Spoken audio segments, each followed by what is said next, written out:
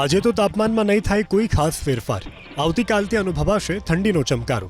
હવામાન વિભાગે કરી છે આગાહી. હવામાન વિભાગના અનુસાર આવતીકાલથી 2 થી 3 ડિગ્રી તાપમાનનો પારો ગગડશે. તો આજે નલિયા અને ગાંધીનગર રહ્યા સૌથી ઠંડાગાર.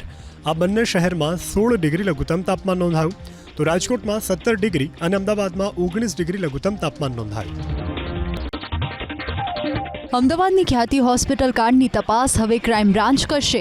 અમદાવાદ પોલીસ કમિશનરે સમગ્ર તપાસ ક્રાઇમ બ્રાન્ચને સોંપી. ખ્યાતિ હોસ્પિટલના સંચાલકો અને તબીબો સહિત 6 લોકો સામે પોલીસ ફરિયાદ નોંધાઈ હતી, પરંતુ અત્યાર સુધી ડોક્ટર પ્રશાંત વજીરાણીની જ ધરપકડ થઈ છે.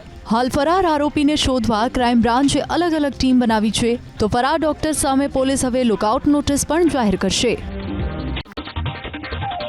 કચ્છના વાગડ પંથકમાં મંદિરોમાં થયેલી ચોરીનો ઉકેલાયો ભેદ. પોલીસે રાજસ્થાનથી ગરાસિયા ગેંગના 6 આરોપીની ધરપકડ કરી, જ્યારે 2 આરોપી હજુ ફરાર છે. રાપરના ચિત્રોડ અને જેઠાસરી ગામના 11 મંદિરમાં ચોરી થઈ હતી. એક સાથે મંદિરોમાં ચોરીની ઘટનાના કારણે કચ્છ પોલીસ દોડતી થઈ. પૂર્વ કચ્છના પોલીસ વડા સાગર બાગમારાએ ચોરીનો ભેદ ઉકેલવા એસઆઈટી બનાવી હતી. પોલીસે રાજસ્થાનથી 6 આરોપીની ધરપકડ કરી અલગ અલગ જિલ્લામાં થયેલી ચોરી અને લૂંટના 34 ગુનાનો ભેદ ઉકેલ્યો.